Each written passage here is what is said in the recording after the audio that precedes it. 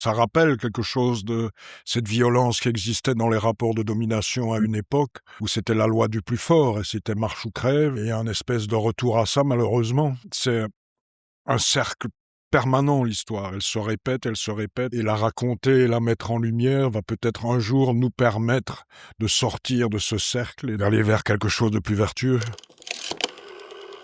C'est vrai qu'en France, on a du mal parfois à aborder certains sujets qui font partie de l'histoire et qui sont importants, par devoir de mémoire, parce que connaître son histoire, ça permet d'évoluer, de se reconstruire et de construire l'avenir et de tirer des leçons. Voilà, maintenant Alain Moreau, ça fait partie de son histoire personnelle, de ses aïeux, et donc c'est quelqu'un qui s'est beaucoup documenté et qui a cherché et qui a inscrit cette histoire dans une série qui n'est pas qu'une histoire et qui n'est pas un documentaire sur l'esclavage. Ça s'appelle Enchaîné, et c'est à la fois les chaînes qu'on peut avoir dans les rapports humains, les rapports sociaux, que ce soit dans la bourgeoisie, que ce soit les rapports homme-femme, mari-femme, père-fils, esclaves entre eux.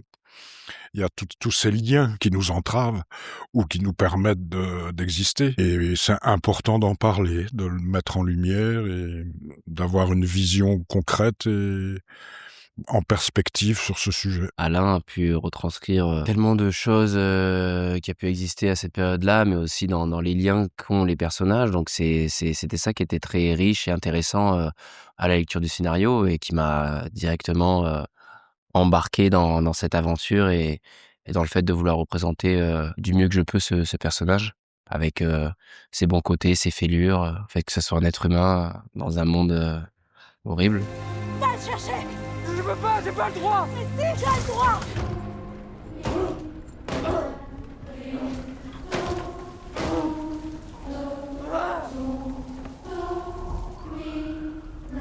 Se retrouve face à un domaine ravagé. Les animaux ont fui.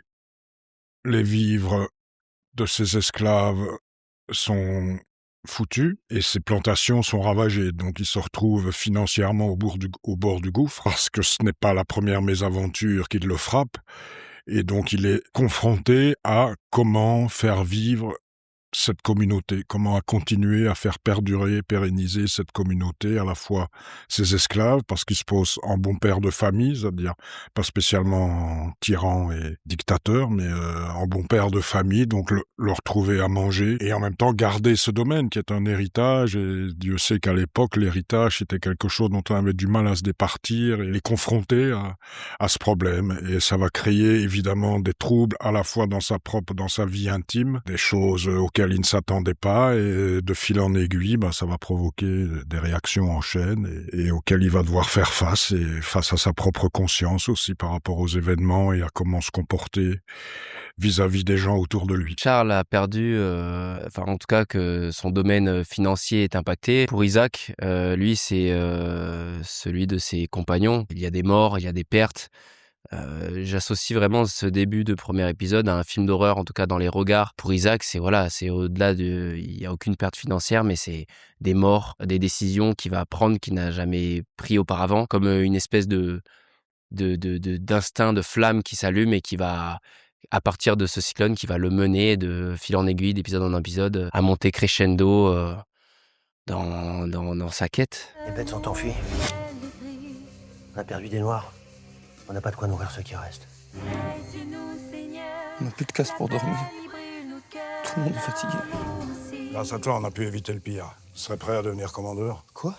Ce que je ressentais quand je mettais à un moment donné la veste de commandeur, j'avais l'impression qu'il y avait comme une espèce de force qui vient se mettre sur les épaules, qui entrave le personnage, qui l'assombrit, comme si il changeait de peau. La trajectoire du personnage, c'est une évolution en fait, c'est une évolution. On part d'un personnage prostré, perdu, tranquille, sans histoire, qui va être mis au devant, à prendre des décisions, à faire claquer le fouet, à donner des ordres.